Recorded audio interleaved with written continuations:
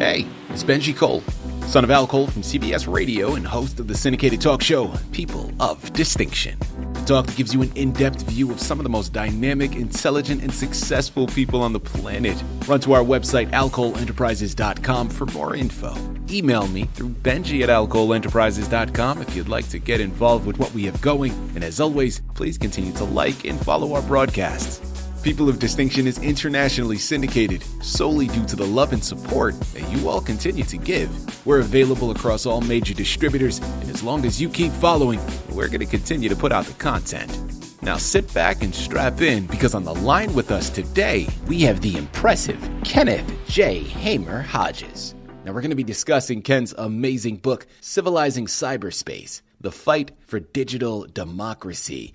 It's available through Amazon, Barnes & Noble, and a whole host of other places. But if you want to gather everything that Ken has in store, and trust me when I tell you, people, Ken has a lot in store. Because in addition to this book, he has two others that he has written. Now you're going to have to check out his personal site, and that's hamer-hodges.biz. There you're going to find more information on him, more information on his fantastic book, as well as the other two. Now, in addition to this book, he has The Fate of AI Society, Civilizing Superhuman Cyberspace, followed by Winning World War III, Industrial Strength Computer Science. People, I'm telling you, you can see where we're going with this today, okay? You can see the conversation at hand. And if you want to gather it all, it's hamer-hodges.biz. And just to make sure there's no spelling mistakes here, that's hamer-hodges.biz.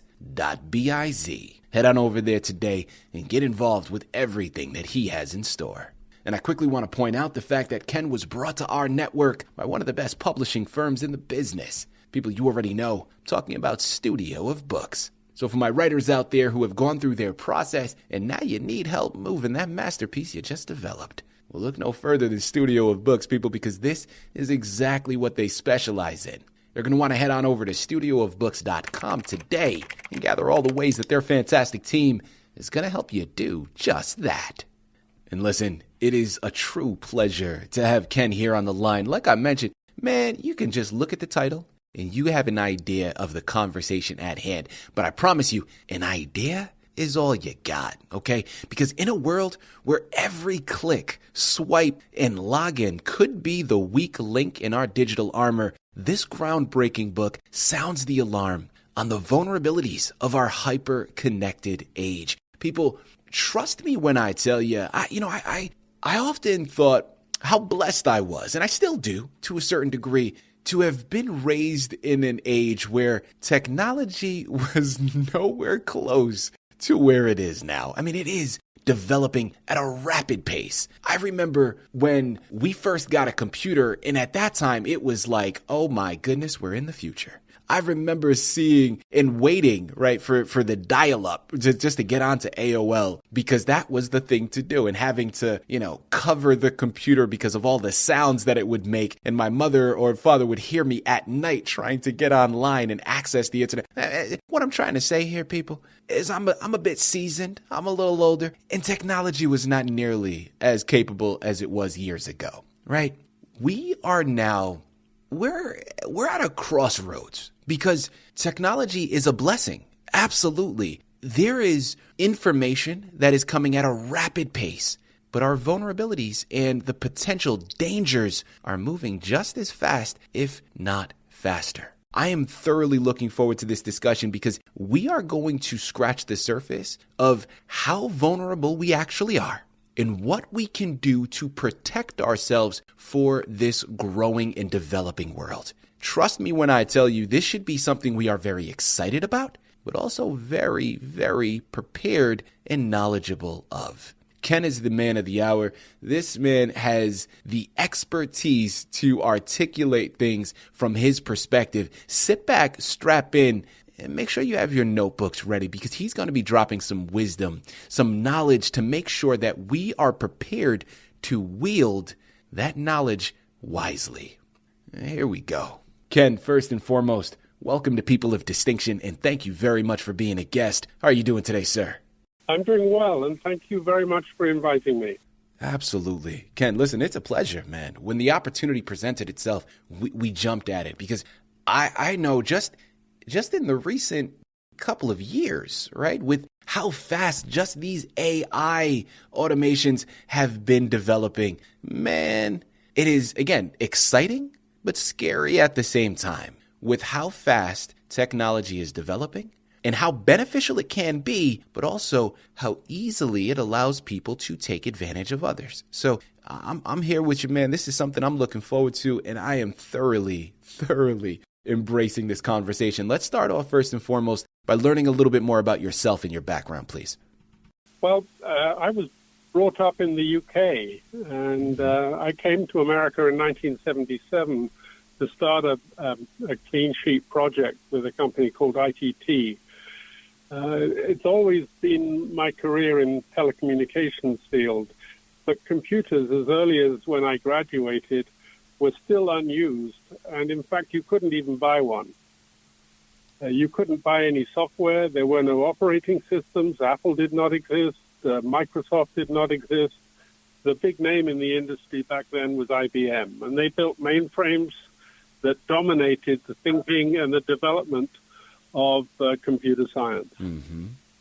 Basically, for mainframe businesses in standalone situations for large corporations.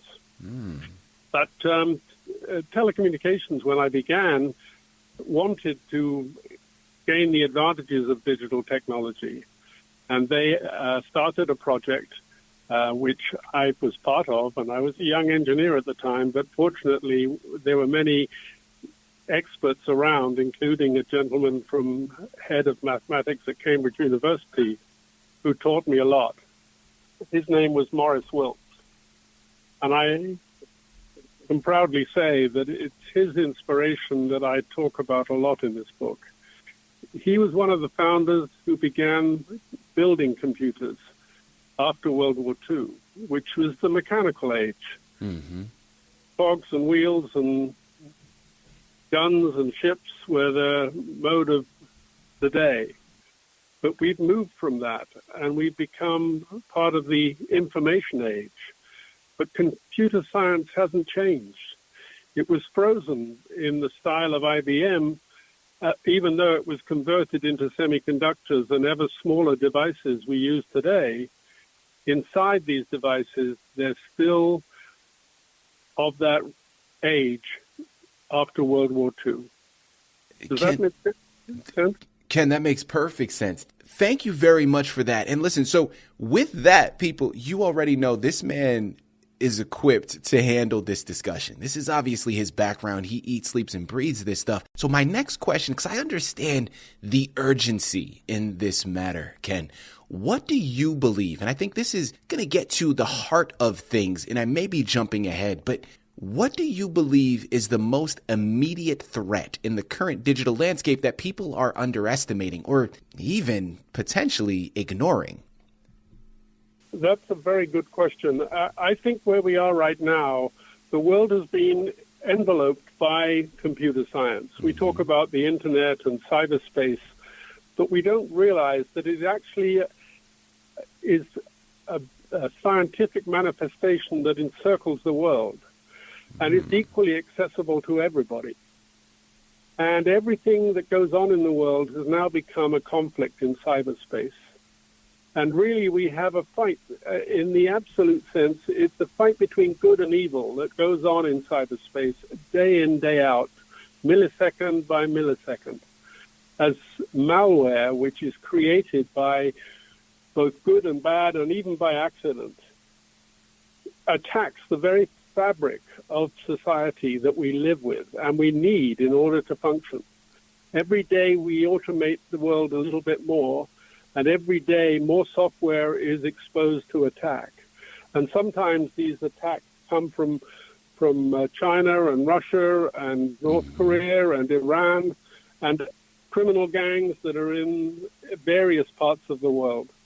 But they are all with one objective, to gain for themselves over the benefit of everybody else. Yeah. It's got to a point where if we don't do something, the very nature of the computer that we use will turn us all into an Orwellian dictatorship. Okay, I'm following you here down this rabbit hole, Ken. So obviously what we're advocating for here is stronger computer science education, right? More knowledge in this area. So I guess a follow-up question that I have, in your opinion, at what age do you believe this education should begin, and how can we make it accessible to all? Well, actually, I believe it already happens, but we haven't made the connections. The solution to our problems is that computers should work symbolically, just the same way that children are taught in school. A equals B plus C. Mm-hmm. The A, the B, the plus, the minus, the equals are all symbols. So they all have meaning. And the meaning is quite clear and precise. And if the computer understood that, it wouldn't allow any malware, under any circumstances, at any time, both now and in the future, wherever it takes us. People, I'm telling you, man, we have barely scratched the surface, and this is something you need to add to your shelf. I'm going to say it again. It's Amazon, it's Barnes & Noble, it's a lot of other places. Most importantly, it's hamer-hodges.biz. Check out this amazing book. It's called Civilizing Cyberspace, The Fight for Digital Democracy. While you're there, remember, he has 2 other books that you're going to need to get your hands on, because the information does not stop here. And understand, even when you pick up all 3 of these books, that's just the beginning. That is simply the precipice. The journey is going to continue, and you are going to have to take it upon yourself to continue that education. I love what he's talking about here, and this is something that we cannot hold off any longer. The time is now. You know where you gotta go. So my follow-up now, Ken, continuing along those lines of furthering that education, what steps do you feel governments, schools, and even businesses can take to close the knowledge gap in cybersecurity as well as computer science? It takes a change in the way we build computers. Mm-hmm. Today's computers are binary computers. They have no understanding of thought process. They have no ability to think symbolically. When you write a program, it deals with the memory system physically, and it creates an address that's shared by every other program that is working in that computer. And that sharing is the threat. It allows anybody's code to look at anybody else's work and do whatever it wants with it. That is just ridiculous when it comes down to building reliable systems. But when you go back to your classroom and you remember A equals B plus C, my definition of A is mine. It's not yours. And I know what it means, and I can interpret it correctly. Your definition of A is held in a different space, in your own thought process or your own software, and is independent from mine. And that works globally. Everything needs to be decentralized. Current binary computers have an internal operating system. Worse than that, the operating system has privileges that are not allowed to anybody else. It is effectively a digital dictator.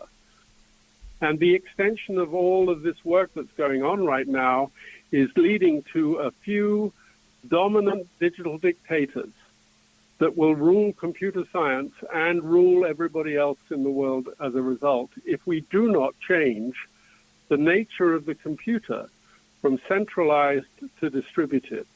And that is a software statement, not a hardware statement. The software must be atomic and cellular and more like the real world of nature in order for us to build a democratic version of cyberspace where every element is independent and equal and functions without any risk of contamination by outsiders.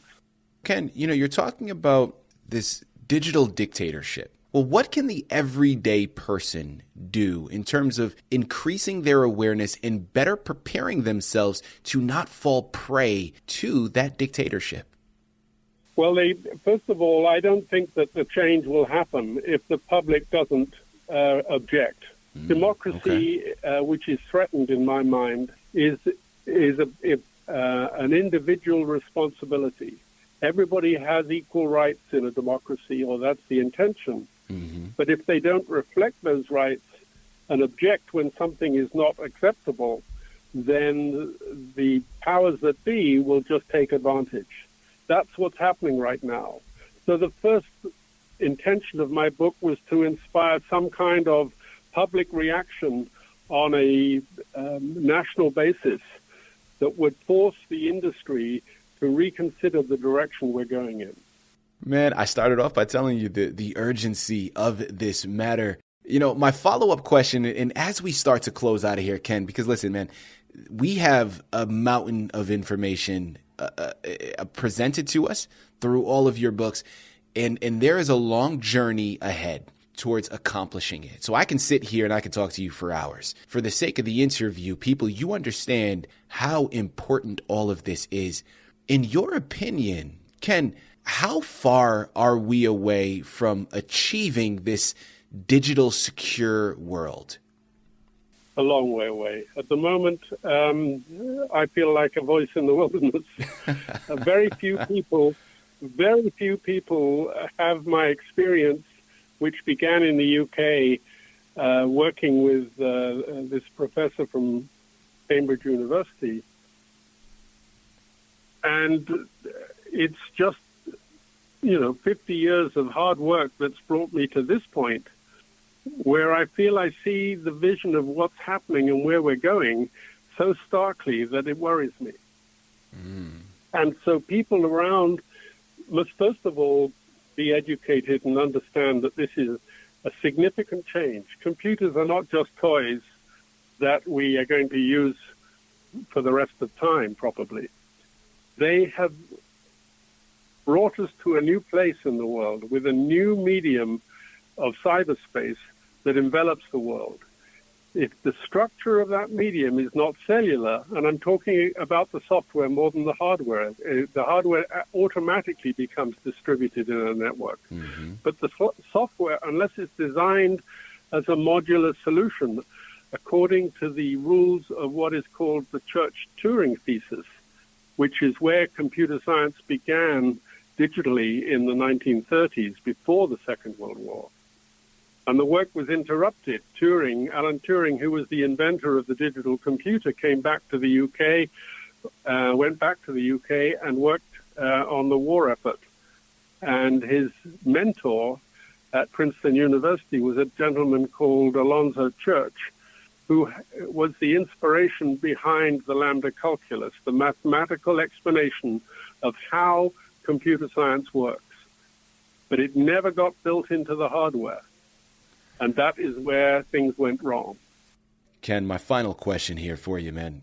You have been giving us so many gems, so much valuable pieces of information. What would you like to make sure you let our listening audience know before we let you go? Wow, that's a deep question. We are at the doorstep of an information age that's going to last forever. If computer science isn't perfect, fault-free, reliable, it'll be like a bridge that falls down, and the world will not be able to work reliably with such an arrangement. So the important thing is that we demand reliable computers without malware and without threats from the manufacturers. That is the number one important point. Ken, I appreciate everything that you've stated. People, trust me when I tell you, man, it's hard to go away from this conversation thinking anything but the fact that there is an incredibly daunting task and an uphill battle that we have in front of us. All right, let's just call a spade a spade. That's what it is.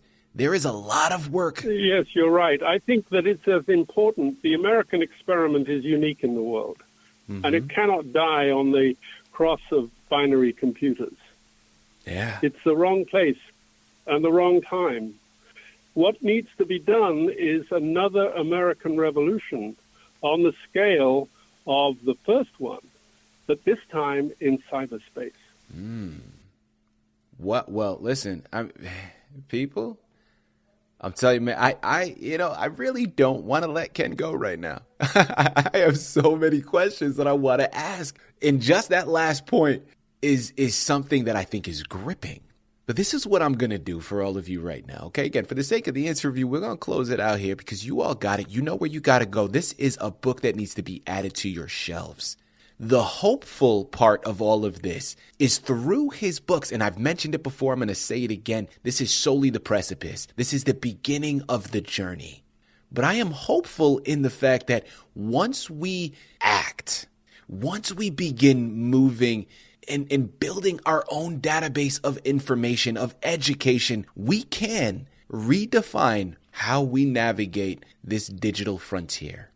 We are at the very beginning of a long journey. There is an urgent need for education, that is for sure. There is an urgent need for future discussions and education on the evolving digital landscape that we are on, and the importance of cybersecurity, and what it will take to secure our place in this coming world. Maybe it's just the optimist in me, man, but I believe that we can do it. I know that we can. In books like this. I agree. I definitely agree that we can do it, because if we fail the first time and if society collapses as a result, then from the ashes, people will do it in a better way next time. Absolutely. Yeah.